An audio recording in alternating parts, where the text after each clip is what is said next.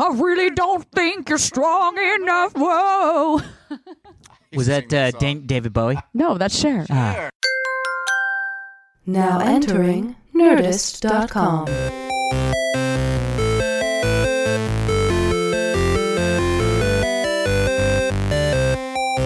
Hello, everybody, and welcome to this week's episode of the Half Hour Happy Hour with Allison and Alex. I'm Alison Haislip. And I'm Alex Albrecht. For the next half an hour-ish, half an hour like, we are going to half an normally hour, heavy. heavy. We are going to drink some news and chat some booze. I think you flipped those. I don't know. I've been drinking. I actually just flew in. And boy, are my arms tired. Then I'm not good. Speaking of corny jokes, hey, Tom Super Volcano Kravsky's with us. It's good to be here. I feel like this is going to be a good episode, you guys. Yeah, speaking of tired arms McGillicuddy over here. Arms McGillicuddy. Arms McGillicuddy, I like that. Yeah. There you go. You are no longer Super Volcano. Arms McGillicuddy. Tom Super Volcano Arms McGillicuddy Kravsky. Your name just gets too fucking long. And I'm Esquire. two margaritas We just call you in. Two margaritas in. Two big margaritas in. You had 2 margaritas before you came here? Yeah. Tom. You know? My dad has a whole... Have I told you about the margarita? No. Margarita? The margarita, yeah. My dad, Mark... Yes. He... I never knew your dad's name was Mark. Yeah, Mark. Oh, wow. Dr. Mark J. Albrecht. Speaking of which... What? Is everybody ready for a big round of applause? Uh-oh. I don't know ready. if my mom's going to listen to this, but my mom just became a doctor. What? Yep. She just defended her dissertation and got her doctorate in, let me see if I can remember this. Psychology and aesthetics. Ooh. And what her thesis was? Steampunk. No. Of course. Yeah. What? So she literally got a PhD in Oh my gosh, steampunk. Your mom is the coolest. How cool. So and cool. She fell in love with steampunk. Yeah. She fell in love with steampunk because she started coming to Comic-Con for the Totally Rad show. Yeah, I know. We've talked about this. And they just started getting super excited. So anyway, so she just defended. Sweet. All weekend she forced us to call her Dr. Mom. Well, now defend we did. Now defend the margarita. So the margarita. Yeah, so anyway, so that's hence Dr. Mark Albrecht. Anyway, so my dad gets these...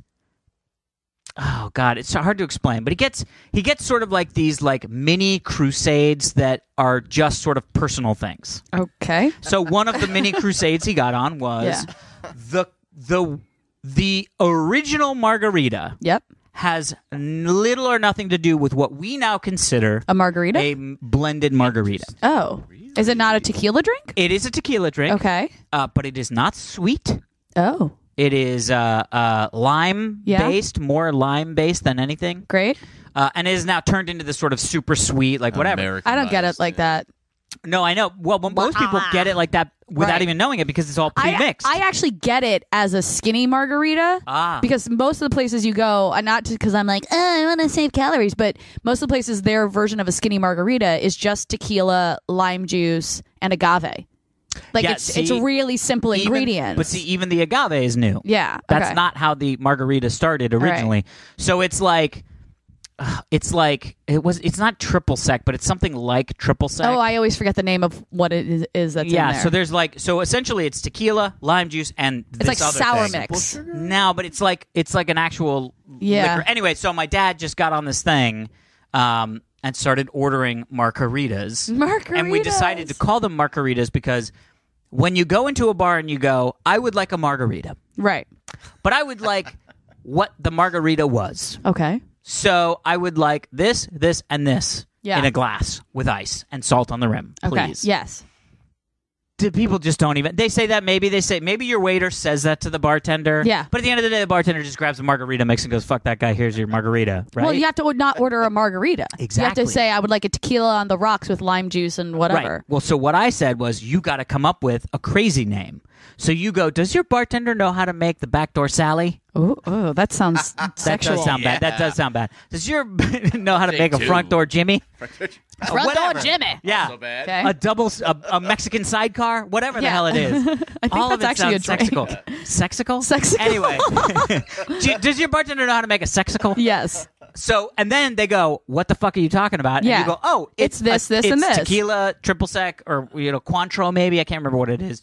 Lime juice and this. And they're like, oh, yeah, it sounds like a margarita without the mix. Anyway, so my dad got on. So then we started calling it. So Heather had some friends in town. Right. when my dad was going through this phase of ordering his margaritas like this, and we were at a Mexican restaurant, and they were like, well, let me try it, because they got margaritas, and they tried it, and they were like, this is so amazing. Yeah, I can't do the super sugary stuff anymore. You would love a margarita. Yeah, I think I would love a margarita. Yes. So we want to bring it back. Yeah. Let's bring it back. And I was like, how great is that going to be the day that you're like in Florida? Because everyone retires there. Some penance you have to pay for something. And you go into a Mexican restaurant, and on the menu is a margarita. Yes. I was like, let's make that, let's just sweep the nation with the margarita. Yes, please. Anyway, so you're 2 margaritas in. Yeah. I just flew in from Monterey, California. Went to a wedding. Nice. It was gorgeous. We're actually drinking some Monterey wine. I know, I like this. I would say the name of it, but I can't remember. Yeah. Began with a C. I saw it on the bottle. Very good. It was really fun. So now we're back. I'm back. Sweet. We're recording. Yeah, Sunday night. This is late for us. No, this is late. It's like I just hit my headphones into the mic. Yeah, that was that kind of night. Yeah, it is. That kind of night. Classic Haislip. Oh, man. All right, so you were up north, and what's your story? I have no story. It's a good story. Good story. Say something. I just got except for the fact that I literally woke up at 6:20 a.m. this morning so I could watch the Giants game at 6:30 a.m. So was it London in game? London. They played the Rams. This was what pissed me off so much when the seasons got announced. You know, when before the season started, when the actual schedules got announced.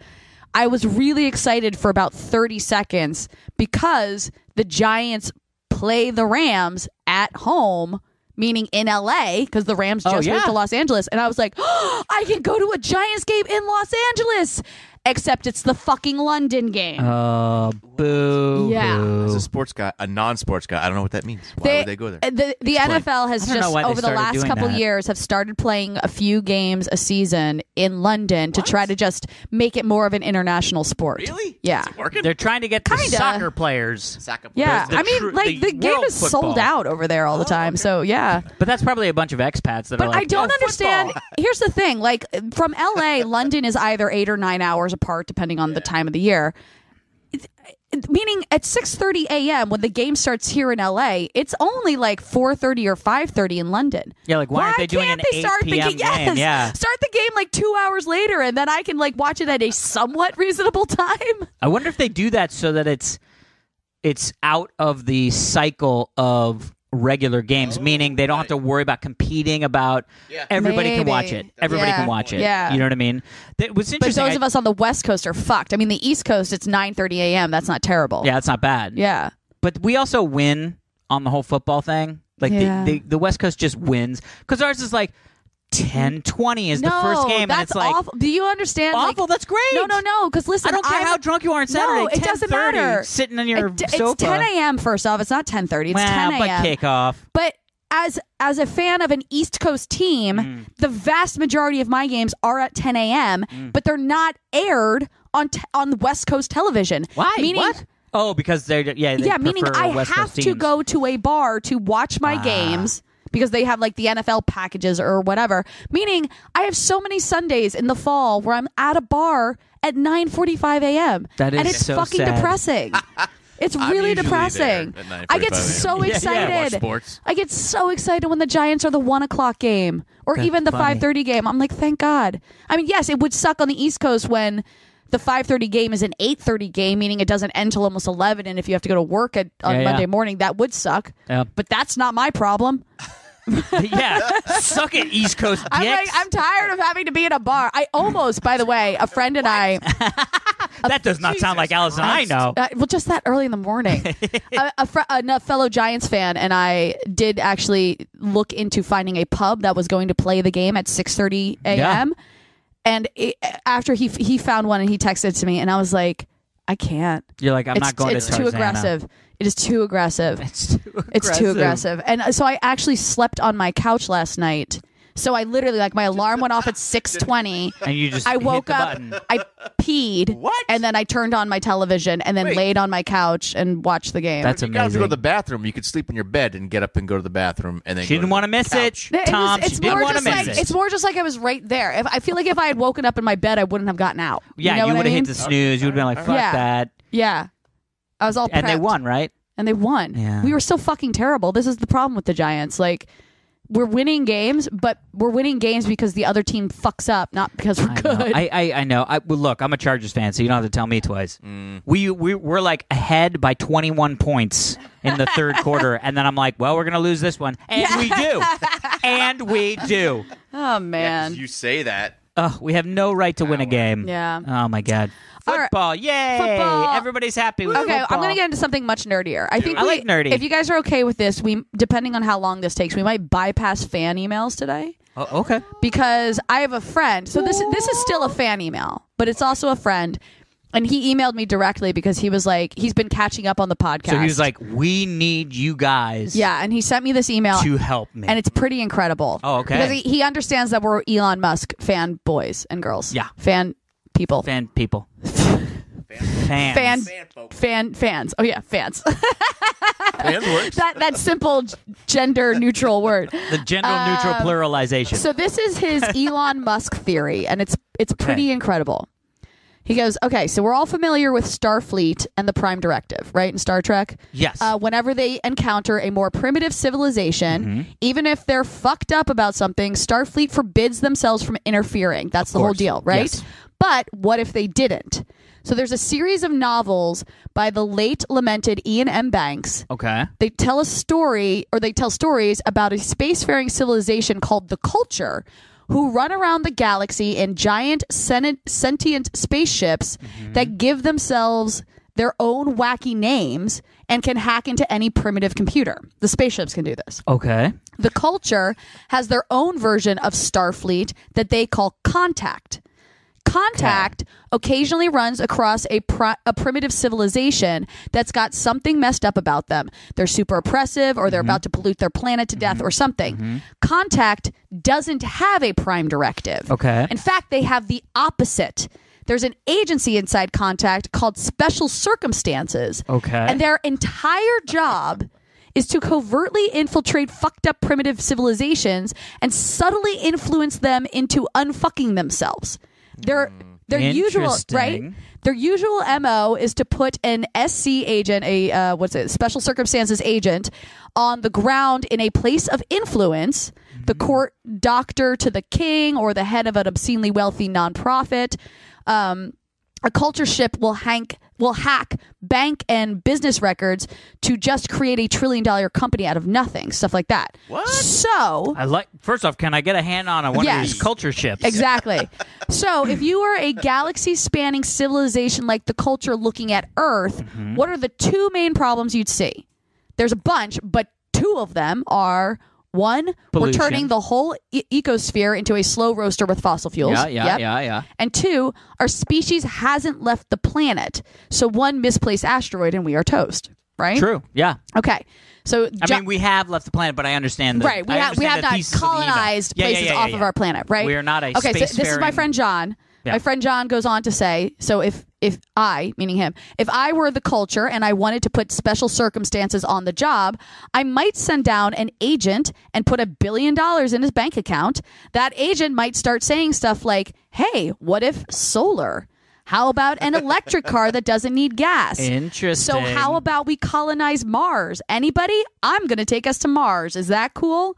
And maybe once he'd gotten all that going, he'd get around to some other technologies. Like, hey, what if neural laces? Because the Culture in the books also has neural laces. Wait, what? Yes.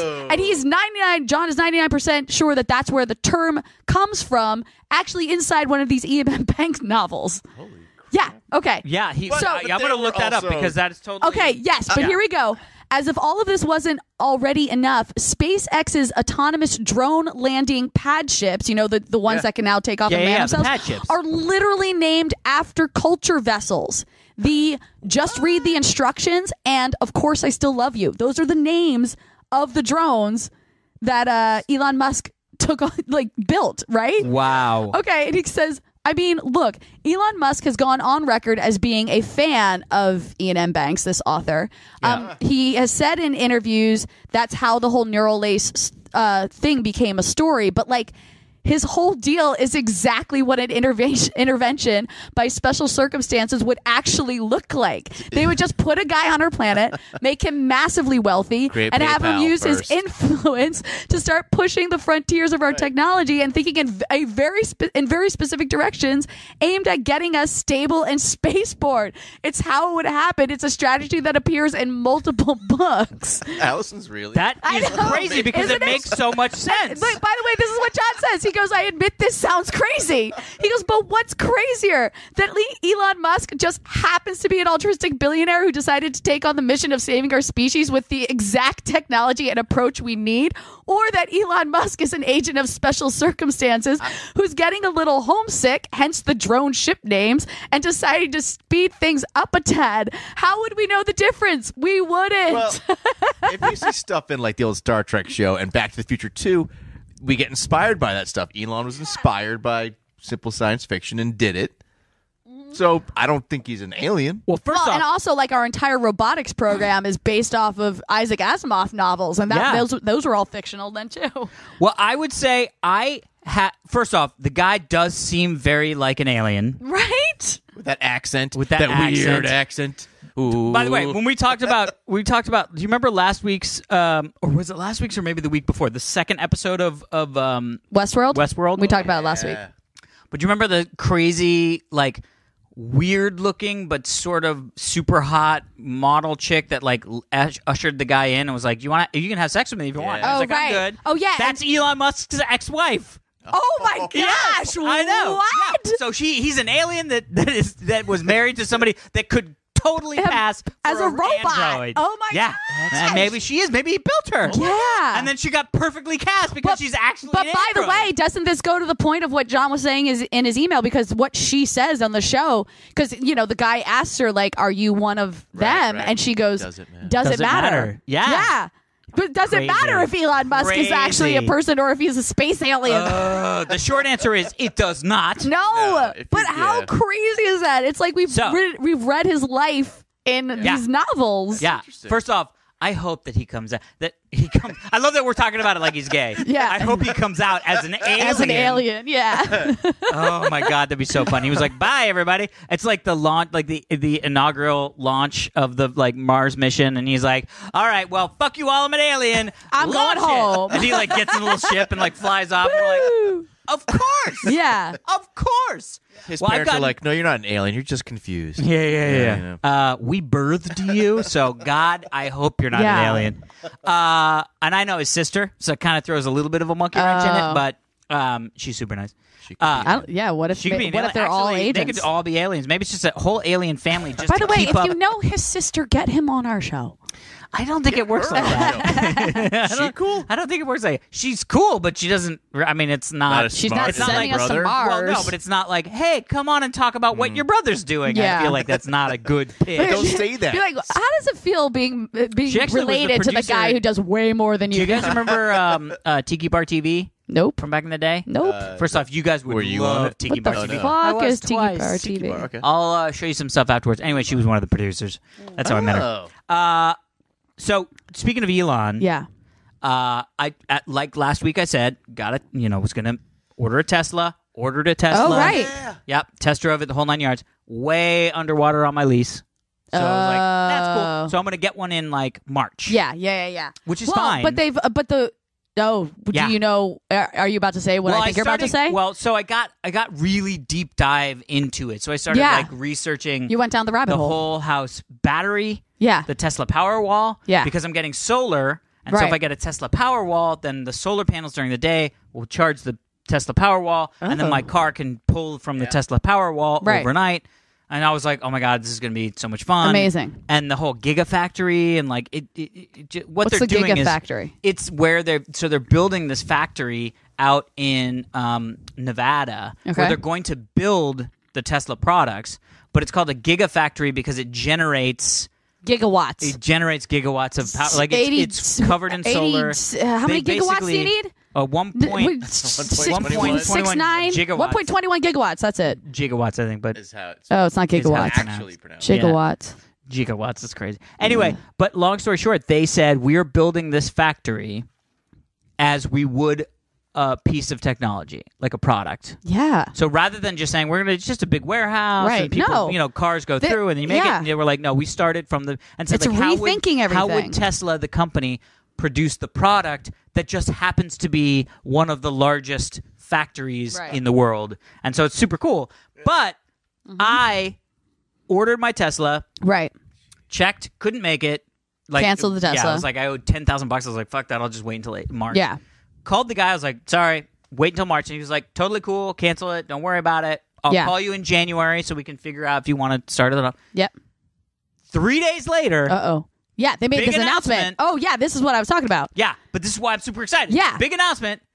Every Tesla car that comes off the line starting now, however many days ago it was, will have every piece of technology needed for fully autonomous driving. Yep. Oh, cool. Yep. Really? And they showed one of their production cars driving in 100% autonomous mode. Yep. On suburban streets, city streets. Yep. Highway. And my favorite part. Did you watch the video? No, of I the didn't. car? What was your favorite part? My favorite part. This fucking pimp as shit. I mean, this is, by the way, this is Knight Rider. This is the shit that I grew up on. I mean, this is literally like you can open an app and call your car to come drive to get you. So this is what it is. So the video is like guy driving, and it's like cool, crazy. Yeah. Guy driving, he's just holding his hands, and it even says like, there's a guy driving, because legally there has to be a guy driving. He never touches the controls. Right. And it's just 5 minutes of like, backs out of his house, goes onto the thing, blah, blah, blah, drives him to Tesla where he works, right? Mm-hmm. But the pimpest part. Yeah. The pimpest part. What is the pimpiest of all the parts? The car drives up to the front door of Tesla. Yeah. The guy gets out of the car. Yeah. Walks into Tesla. Yeah. The car then parks itself. Goes and finds a parking spot. Yeah. Is going through the parking lot, looking for parking spots. Guy walks in front of the car stops. Oh my gosh. Doesn't hit the pedestrian. Goes, finds a parking spot, pulls in, boom, parks, done. Doesn't plug itself in, though? It doesn't plug itself in. The future is here. It doesn't need to every time. I mean, that's the thing. You don't need to plug in everywhere you go. Plug it in, plug it in. 250 miles. Don't laugh at me, Tom. You know what I mean? It was funny, though. Aren't they going to start doing, like, solar panels on the Tesla cars now as well, I heard? They are, but those panels I don't think are going to be enough to... power the car, but maybe but it would be interesting to like power like when you're at work for 8 hours, it's bringing in a little energy, so it's not just like draining while it's sitting there. So you always have to park your car outside, is what you're saying. Yeah, right. Well, but this is the other thing that's interesting is when you start to realize that the thing that like car batteries suck. Yep. They have one job. Make a spark so the engine can go on. Then the alternator, which turns physical energy into electricity, takes over, and that's what your radio, your all that shit's powered off of your alternator, right? An electric car has tons of energy. Like the amount of energy it takes to drive a mile compared to the amount of energy it takes to just have your AC kind of running just a little bit, or have the radio on, or any of that shit is so minuscule that your car can actually just be doing shit while you're sitting there parked, and it's taking up such less energy compared to what it needs to drive. Right. That it won't drain. It's not like what we think of when we think of like, oh, you're sitting waiting for somebody to show up, and you don't want the car on because you don't want to waste gas, but at the same time, you want to listen to the radio and you don't want to die in like Palm Spring heat, so you have the AC going. Right. Your battery is going to be dead in 2 hours. Right. But with an electric car, totally not an issue. Oh, interesting. Like you could so they actually have settings where you can get back into your car, because I was like, I was going to get a black interior, and I was like, God, those fucking cars get so hot. And they were like, well, you can set it to be like whatever temperature you want. Yeah, you told us that it cools itself. Yeah. So the solar panels will be doing mostly that. That's awesome. Yeah. That's great. Basically, it won't be draining your car battery, even though it doesn't drain at the same rate as we all think of car batteries. Right. But the really crazy thing is, and did I talk about the destination charging when I talked about it last time? No. I don't think so. So I had this whole thing where, there's supercharging stations. Yeah. And then there are these things called destination chargers, which is where they've partnered with like hotels and restaurants and things like that, where it's like, if you go to that hotel, if you go to that restaurant, you can charge your car for free. Yeah. Okay. Cool. And I was talking to Jerry, the one and only Jerry. Oh, I love Jerry. My future husband. Your future husband. My future husband. And, as well as his. What the fuck? When did that happen? First off, Elon Musk is an alien. Anything's possible. Yeah. But so I said, look, forget the electric carness. of this. The electric carness. The electric this? carness. Like, take the fact that it's an electric car out of this. If I told you the electric car quality, the electric of car this story, quality of this car, and I said, hey, if you go have lunch at the Grove, they'll fill your tank. They'll fill your tank up for free. Yeah. You would go eat at the Grove all the fucking time. Yeah, because there's no other reason I'd go eat at the Grove. No, I know, but that's it's a fucking nightmare. Like. It is. That's it's like going to Disneyland at a mall. I know. It's not as bad. I hate it. It's not as bad if you know when to go. When my friends are like, let's go see a movie at the Grove, I'm like, fuck that shit. Let's drive 5 minutes down the street and go to the ArcLight, where it's civilized. Better experience. Yep. Yeah. Better experience. No shit. But anyway, that's what I'm saying. Is like if you forget, if you think about it like it's fake snows at the Grove. It does fake snow at the Grove. Jonas Brothers play at the Grove. They totally do play at the Grove. Right. They do. But you know what? I bet the Grove has charging stations. It does. So does the ArcLight. Oh, you're probably right. What's it really cost to charge anyways? If you're going to be eating dinner at the Grove for 2 hours, it would only really cost like $2.19 or something like that. Yeah, what would it cost? What's it cost to charge a car overnight? So what's the problem? Is I don't know all that. You're right. Well, electricity is way cheaper than gas. But I'm thinking about the whole concept of I'm not at my house. Right. So I'm getting I get the idea because then it's not actually like the filling of the tank and like saving money that way. It's the getting extra mileage on your car. Knowing that you're not going to run out, right? Yeah, exactly. Yeah, so like if I go visit my folks down in San Diego, they don't have a 240 volt plug charger, for me to plug in every night. I mean, my aunt and uncle at the Grove at night. Well, no, but like there are all these like restaurants and all this stuff around San Diego. It's like, I'll go. Everybody get in the car. I'll go because I also get free gas. Yeah, no, I mean, I've talked about this. Like my aunt and uncle now own a Tesla, but prior to that, they had a Volt. Yeah, and that's all electricity as well. And there was one time they came to meet me for dinner near where I live, and I get to the restaurant and it's my aunt and my cousin and I'm like, where's Uncle Frank? They're like, he had to drive down the street to find a charging station because we weren't going to make it home because they had like driven from someplace different. Yeah. So, but like, that's what I mean. Like he had to like take the time and he had to like map out how to get there. Yeah. Because he had so little charge left in the car. Yeah. It would have died. And I'm like, I never want to deal with that shit. Yeah, but I feel like that is of the past. That's pre-Musk, right? That's like, because if you look at the map, there's a charging station like 10 minutes from almost everywhere. Yeah. You know what I mean? Especially in major metropolitan cities. Okay, and how far can you go on the smallest battery? How many miles? So that's the thing. I was going to get the smallest battery. It was 210 miles. Yeah. That's awesome. 210 miles. And also think about it. There's so many sort of weird mental switches, right? So it's like I think of, wow, yeah, but because my car probably gets like 300 miles to the gallon, right? Or not to the gallon, Jesus Christ. That would 300 miles. I'm like, why do you need an electric car? Like on a fill up. Yeah. Right? So I start thinking like, my whole tank. So I'm like, yeah, I mean, 210, I guess that's okay, but blah, blah, blah. But again, the difference is I'm charging every time I pull out of my house, I am at 210. Right. 210. Right. But the difference is you cannot go more than 210 without finding a charging station, and they are not nearly as prevalent as gas stations. That is totally true. That's what I'm saying. Like, if you're on a road trip and all of a sudden you decide, we're not just going to Vegas, we're going to Reno. Yeah. You can't just stop at a gas station and refill. You'd have to stop and charge for at least 2 hours. No, it's 20 minutes to go from 0 to 80% battery life. Right. Yeah, I think it's like 25. But do you know what I mean? Yes, like, but here's the thing. The GPS navigation in the car takes care of all that. Oh.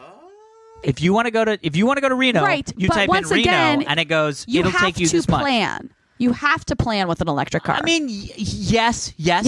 But and I'm not a planning kind of person. But you don't have to do the planning, right? I am a spontaneous kind of person. Yeah, but if you're like, fuck it, we're going to Reno, just go Reno in your car, and it'll go great. It'll go great. You can't leave for another 30 minutes because you have to charge your car. No, it'll go great. If you leave now, you're going to stop and get a coffee. No, because I did not decide to go to Reno until I got to Vegas. No, I know, but I'm saying you would say, I want to go to Reno, and then they'll go, great. Right outside of Vegas, 10 minutes outside of Vegas, you're going to have to stop and wait for at least 25 minutes. Correct. And I'm going to be pissed. 25 minutes? You could text me. Tom, I never text you, Tom. This is the thing that by the way, I totally was sitting in that chair right there with this. I was like, fuck that. I want to be able to go wherever I want to go. I don't like being restricted. Yes. Then I realized, the fuck am I going to Reno? When am I going? When have I ever just snapped and got in my car? You live a married, stable life. I do not, Alex I'm Albrecht. just saying. I do not. I do go to Reno. And I was I have not been to Reno in ages, but I do make those decisions in my life. It is nice. I'm just saying you'll be able to make those decisions and you'll actually have a better experience because your car will be driving you. No, but I also like driving. Yeah, that's the other thing. Yes, I like driving. All right. Well, then you can keep driving. It doesn't preclude you from driving. But it does. But when it goes stop and go traffic, Yeah. when you get stop and go traffic and you're like, fuck this, I wish I wasn't driving, you can just hit a button and they go, great. I don't I'm going to read my disagree with fucking that. emails on the 17-inch computer next to me. That sounds awesome. I will not disagree with that. Yeah. But if I'm on the highway, I want to fucking drive, right?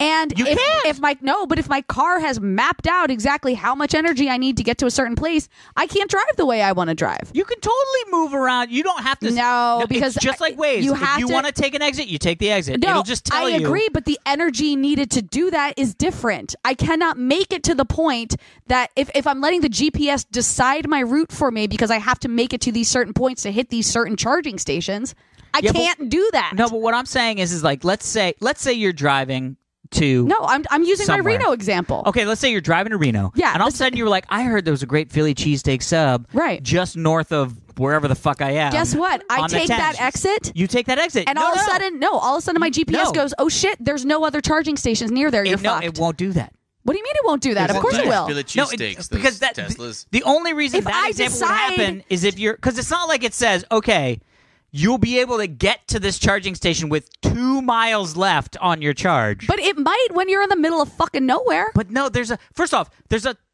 superchargers from here to Vegas. And from here to Vegas. Beyond Vegas, there's not. My buddy literally drove from Boston to California in his Tesla. Really? Yes. And just stopped at charging station? Yeah, he just put it in the map and was like, fuck it, I'm going cross country. But did your buddy ever veer off those paths? I'm sure he did because there's tons. I gotta pull up. Here, let me pull up the map. No, I don't think this is right. I feel like you are restricted because there are not enough charging stations. Look, like I said, I think the electric cars are perfect for city driving. I'm not going to deny that at all. Yes. Yes. I assume there are plans for more charging stations. Well, yes, of They're course. coming all the time. But this just goes back to my original statement from last week, where I'm like, it's just not at a place where I feel comfortable with it yet. Here's a map of just the supercharging stations.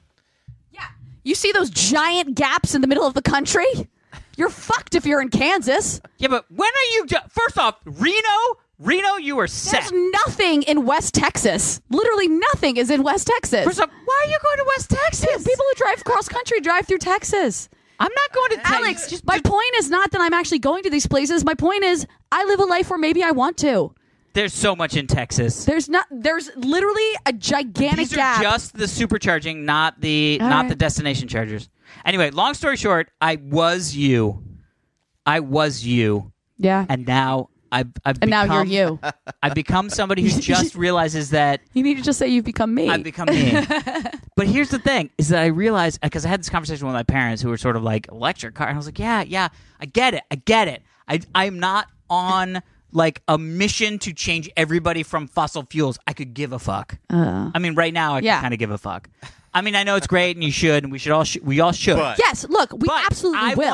I want to get this car because it is hands down, like a magnitude of 1,000, the most technology in any car. Like yes, it's not even close. Yes, I just feel like electric cars are still two car family purchases as opposed to a 1-car family purchase. You might be right. Be right. I mean, we might end up taking Heather's X5 up to Fresno instead of my Tesla. But I also feel like, no, because I'm going to be fucking stuck driving. Because I'm going to be stuck driving. Calling it your Tesla. It's not even, you don't even have it yet. I have it. It's just not here yet. Okay. I feel like we should get to some stories. Yeah. Are they about Teslas? We need to stop being such like a Tesla heavy podcast. I know. Well, it's a big. What are we at? Oh, geez. All right. Let's get. How about this? Okay. We'll finish off the show. with a palate cleanser. Yeah. About how horrible China can be. Oh God. Yeah. You ready for this? Oh, this blew my mind, but this may very well happen in the near future. Oh dear. Okay. China wants to give all of its citizens a score. Like a rating? And their rating could affect every area of their lives. What? So China is banter is like is yes. China is thinking about this. I mean, just think about how fucking dystopian science fiction future this is. Wow. China is thinking about registering every single citizen gosh. corporation. And then give them points or knock their score back based on what they do. Get a ticket for running a red light, score goes down. Oh my gosh! And anything. Say something bad about. You literally cannot think of anything other than running a red light. But say something bad about. It's on the bubble, the hookers. Yeah. But say something bad about the state. Okay. Or whatever they call their things. Yeah. Score goes down. Wow. They're going to tie your score with, can you get loans? Oh, man. What area of the So it's literally like rating you as being a decent human being. Yeah, exactly. That's what they want. They want like a goodness That rating. is some like 1984 Big Brother shit going on right there. They say that they're going to measure how trustworthy you are. Oh, God. The Chinese government is going to measure how trustworthy their citizens are. And they even said that it would be whether your kids could go to certain schools. Oh my gosh! Whether you're able to rent certain apartments. Fucked because then you're why are you screwing an entire other generation? Fuck these. My for your parents are idiots. mistakes. Why are you doing it? Yeah. The government think of this, or did someone propose this to the government? No. The government is literally thinking about this right now. Well, They think that it's going to build a culture of sincerity and a harmonious socialist society. It's going to build a culture of anarchists who try to overthrow the government. Glorious. I know. Freedom. So it's an actual high-level policy document that got leaked. Oh, wow. That they're actually talking about doing this. How did it get leaked? Because somebody was probably in there going, they WikiLeaks that shit. I feel like, first off, that person, sad for them because their score just went down a lot. Yeah. If you leak they're like the whole concept they're of like this, the Snowden of China. Yeah, exactly. The Snowden of China. Jesus. Yeah. Man, it's crazy. I told you guys about when I went to China, right? No. Oh yeah, I went to because I won the Showcase Showdown on The Price is Right. I remember you saying that you did that, but I didn't know you went. No and one of the things I won was a trip to China. I won a week in Shanghai. Oh, but then I was able to extend the trip, and I went to Beijing as well for a few days. How was it? Amazing. It was so cool. Really? Weirdly enough, they don't eat chicken in China. You know how all of our Chinese food here in the U.S. is like based around chicken and General beef? Tso's chicken is like the Chinese food. Doesn't exist. That's not a Chinese food. That's an American-made version of Chinese food. They I don't do know. Not eat my chicken. whole world is crumbling around me. Duck is basically what they're... Love duck. Yeah, duck and cows. Peking duck? Yeah. Fantastic. Duck and pork, I think, are the biggest. They do eat cow out there, though, too. But anyway, my point is that I went in 2006 or 7. Mm-hmm. One of those 2 years. And the Olympics were in Beijing in 2008. Oh, so you went pre-Olympics, but they were building for the Olympics. Got it. Beijing. Yep. And my friend and I were on we had our own tour guide through parts of Beijing, and we were driving down the streets, and there were all these workers in the trees lining this one main street in the capital, right? Yeah. And we were like, what are they doing? And our tour guide was like, oh, they're spray painting the trees green because the Olympic officials were coming into town next week to see how construction on the stadium was going. Yeah. So because there's so much pollution, like there's things don't even look have green trees. No. So people were spray painting the leaves of these trees green. So it looked better when the Olympic dignitaries came to town. I feel like spray paint the water blue. I feel like there's a part of me that believes China is just a Bond villain. You know what I mean? Like just that mentality of like, well, I want, it's like Dr. Evil. It's like I just want sharks with freaking laser beams on their head. Freaking laser beams. And it's not like anybody would go, okay, well, here's why that's not a thing. Right. It's like they just go, well then we'll just make them green. Like, look, why aren't the trees on the main street green? Yeah. Pollution? We'll paint them. Yeah. We can't grow green trees. But here's the thing, that's not what I'm saying. Just make them green. Don't you feel like that if we did live in a society where your accountability actually affected your life? Yeah. Like if you did shitty things, it affected other aspects of your life. You would be like, yeah, that actually makes a lot of sense. It just isn't. It's one of those things that like, it's like my friends try to set me up with these guys, and I'm like, they make sense on paper, but they don't make sense in real life. Like it's just not going to happen. I feel like that's what China's trying to do. Like this makes sense on paper. Yeah. So let's just put this into action, and it's just not. It's not going to work. There is when you actually add human spirit to it. Yeah. Well, and it's true because it also doesn't allow for people to make mistakes, which is very human.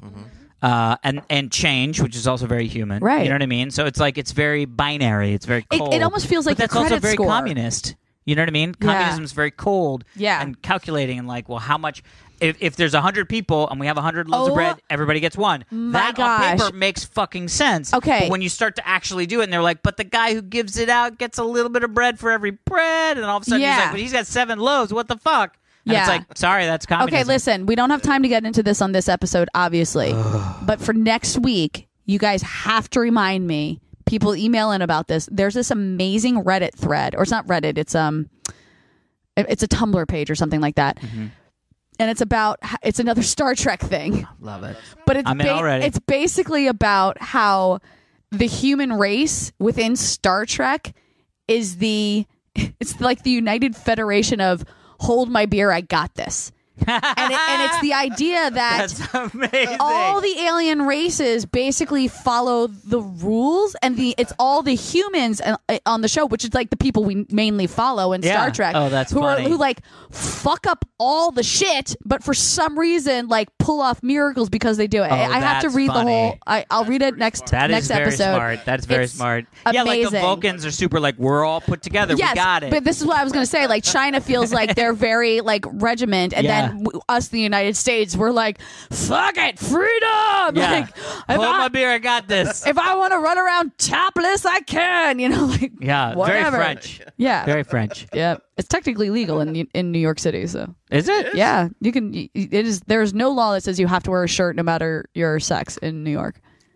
I feel like New York should be way more interesting than like a scratch your chest as you're saying. I was like this shirt. My oppressive shirt feels so oppressive now.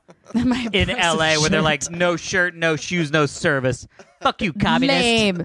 Take your loaf of bread and get out of here. Yeah. I don't know how, in LA, they'd be bread is like. Is it gluten free? Yeah, you're like, shut up. It is. Yeah. Everybody here has IBS.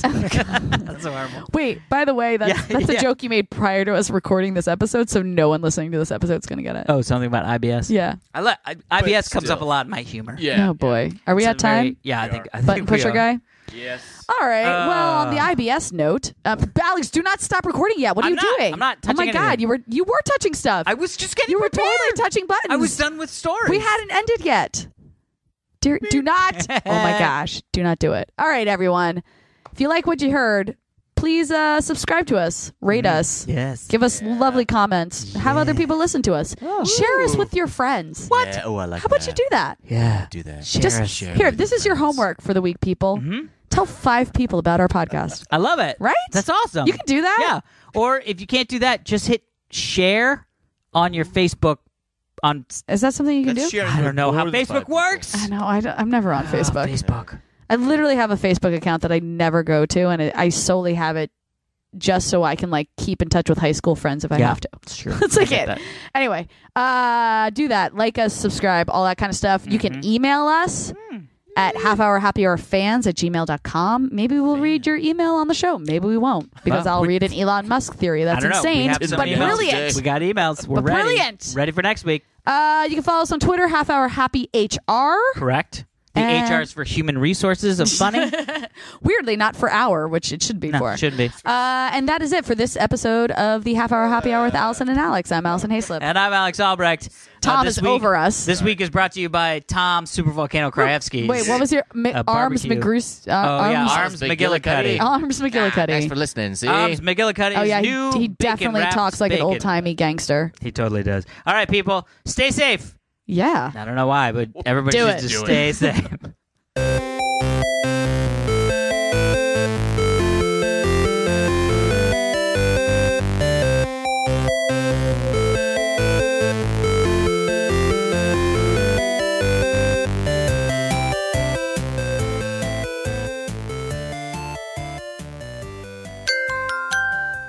Now leaving Nerdist.com.